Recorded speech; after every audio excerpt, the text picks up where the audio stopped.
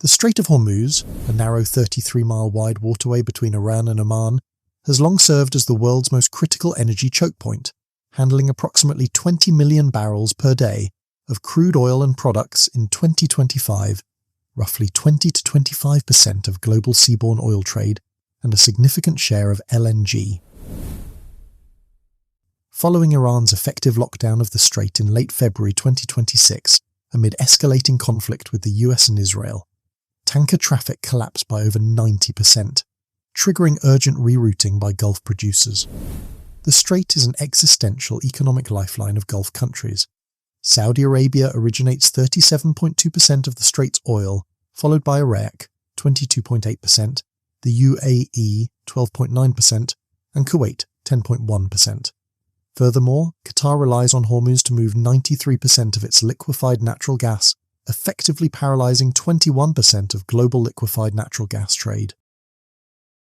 Only a handful of countries possess viable overland alternatives. Saudi Arabia and the UAE have operational pipelines designed precisely for this scenario. Iraq is reviving northern and western routes. Oman leverages its geography, while Qatar, Kuwait, Bahrain, and southern Iraq remain highly exposed, prompting production cuts and storage overflows. Total bypass capacity hovers at 3.5 to 7 million barrels per day at peak, far short of replacing Hormuz flows, highlighting both ingenuity and structural vulnerabilities. Map illustrating Saudi Arabia's east-west petroline crude oil pipeline route from eastern Gulf fields near Jubail across the peninsula to the Red Sea port of Yanbu, providing a key Hormuz bypass. Similar routes exist for UAE and proposed Iraqi corridors. The pipelines now in use were conceived during the Iran-Iraq War, 1980s, and refined after threats like the 2019 Abqaiq drone attacks and Houthi disruptions. Saudi Arabia built the east-west system in 1981 as a backdoor. The UAE followed with its cross-peninsular link in 2012. These were sized for short disruptions, not prolonged closure. Saudi Arabia's east-west pipeline, petroline or Abqaiq Yanbu system, spans approximately 1,200 kilometers from Abqaiq Processing Center, Eastern Province, to King Fahd Industrial Port at Yanbu on the Red Sea. It comprises two main lines with a nominal 5 million barrel per day capacity, boosted to 7 million barrel per day by repurposing adjacent liquefied natural gas lines during emergencies. Current utilization flows surged from approximately 1.7 million barrel day average in 2025 to 5.9 million barrel exports from Yanbu by March 9th, with Aramco CEO confirming full 7 million barrel day mechanical capacity reached or imminent. Yanbu loadings hit approximately 3.66 million barrel day averages, up 330% pre-crisis, reviving half of Saudi exports despite port constraints. Yanbu terminals, north plus south, have approximately 4.5 million barrel day nominal loading capacity, operationally closer to 3 to 4 million barrel day under wartime conditions. Some capacity feeds West Coast refineries. Red Sea routes face Houthi-style risks and longer voyages to Asia, competing with Cape of Good Hope routing. This route has enabled Saudi Arabia to maintain meaningful exports while others curtail, underscoring Riyadh's unique resilience.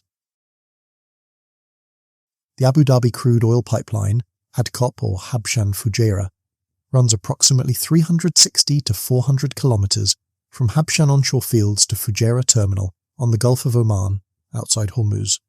Diameter, 48 inches.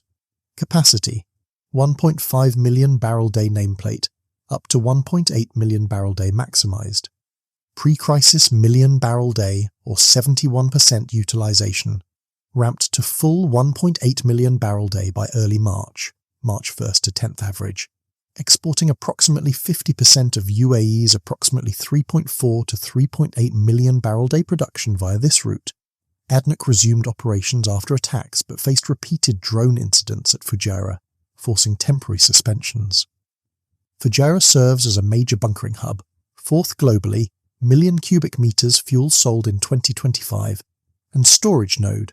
However, attacks on terminals/storage have damaged infrastructure, and refined products from Ruwais still require sea transit. Oman's Duqm port, Arabian Sea, is emerging as a complementary hub with expanded storage, tens of millions of barrels potential, and proposals for a Saudi-linked pipeline across to the Arabian Sea, mirroring petroline scale. Iraq, exporting approximately 3.5 million barrels per day, mostly via Basra/Hormuz pre-crisis, has accelerated diversification.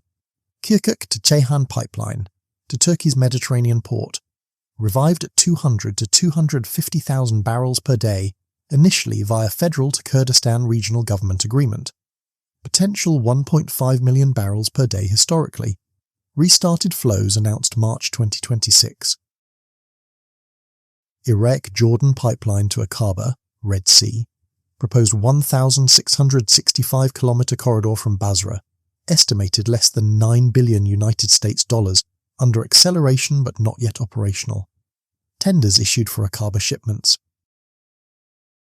Kirkuk to Banias, Syria, 850 kilometer dormant line to Mediterranean. Rehabilitation discussed, approximately $8 billion United States dollars, up to 700,000 barrels per day potential.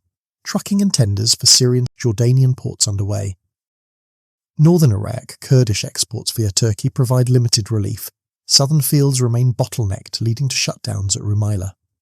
Oman naturally bypasses Hormuz via Arabian seaports, for example Salalah, Duqm, positioned as regional storage transit alternative. Iran, Ghor to Jask pipeline, 1 million barrels per day capacity, allows exports outside Hormuz.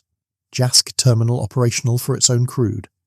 Qatar, Kuwait, Bahrain, almost entirely Hormuz dependent. Qatar halted liquefied natural gas production at Ras Laffan after attacks, world's largest plant. No major gas pipelines bypass exists, forcing reliance on longer Cape routes or cuts.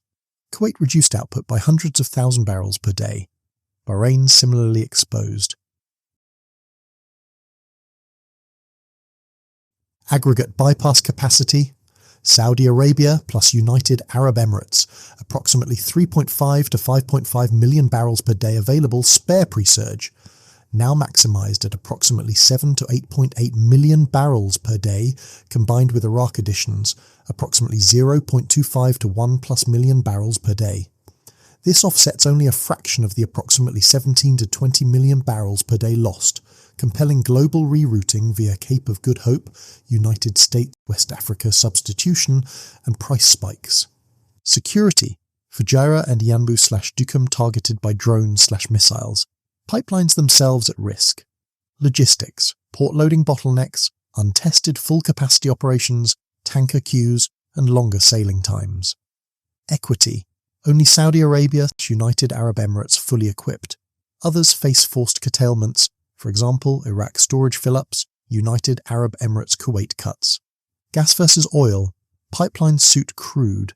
Liquefied natural gas requires ships or hypothetical new infrastructure.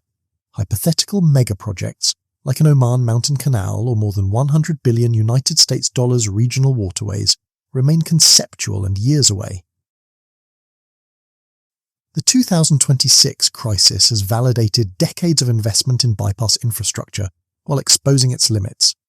Saudi Arabia and the United Arab Emirates have stabilized portions of supply, preventing total collapse, but sustained closure risks, prolonged shortages, higher prices, and accelerated diversification, liquefied natural gas terminals, renewables, overland rail.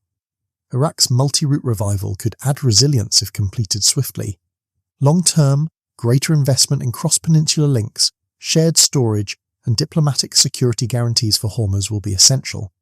Until the strait reopens fully, these pipelines represent the thin but critical lifeline keeping global energy markets from total paralysis. Proving foresight in infrastructure pays dividends, yet no substitute fully replaces the strait scale.